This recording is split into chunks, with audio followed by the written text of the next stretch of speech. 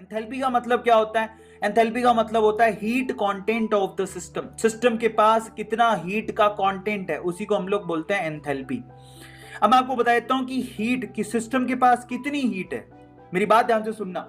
System के पास heat किस form में हो सकती है? उसकी इंटरनल एनर्जी के फॉर्म में, प्लस उसके पास, क्योंकि उस सिस्टम में गैस है, उस सिस्टम में क्या है? गैस है। गैस का कुछ प्रेशर होता है, गैस का कुछ वॉल्यूम होता है, एंड प्रेशर इनटू वॉल्यूम क्या होता है? It's an energy, that is called work. Work is also kind of energy.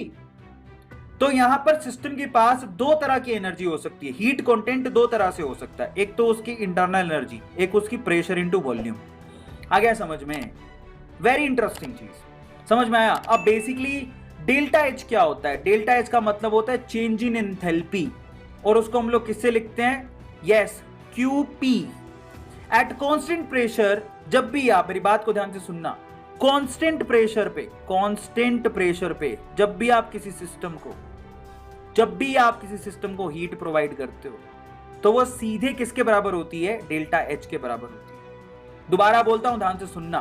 Eight constant pressure whatever be the heat given to the system को जो भी आप हीट प्रोवाइड करोगे इसको क्या बोलेंगे? क्यूपी।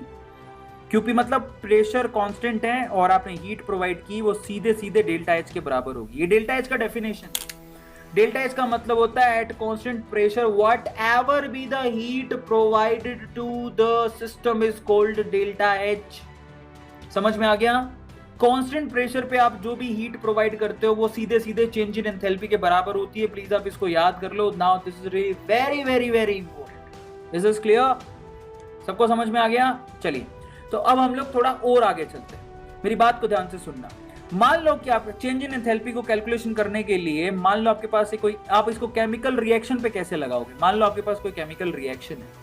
इस केमिकल रिएक्शन में ए गैस बी गैस से रिएक्ट करके सी गैस और डी गैस बनाती है। इनके स्टोइकियोमेट्रिक कोफिशिएंट ये हो गए ए, बी, सी एंड डी। अब मैं आपसे कहूंगा कि अच्छा, इस केस में फॉर्मूला क्या होएगा?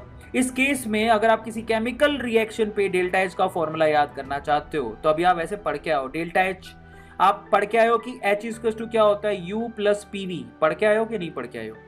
अच्छा, मैं डेल्टा एच करूं चेंज इन एंथैल्पी तो किसके बराबर होगा? Delta U plus P delta we, है ना? अब यहां पर आपको कुछ नहीं किया, यहां पर आप सिर्फ पीवी इक्वल्स टू एनआरटी वाला फॉर्मूला यूज करो, एनआरटी। तो पी डेल्टा वी की जगह मैं क्या लिख सकता हूं? पी डेल्टा वी की जगह लिख सकता हूं डेल्टा एनजीआरटी, क्योंकि जब आप वॉल्यूम चेंज करते हो तो नंबर ऑफ मोल्स में चेंज आता है। तो डेल्टा एनजीआरटी लिख सकता हूं। बस वही चीज मैंने यहां पर लिखी है, पी डेल्टा वी की जगह डेल्टा एनजीआरटी लिख दिया, दैट्स इट, और कुछ नहीं किया।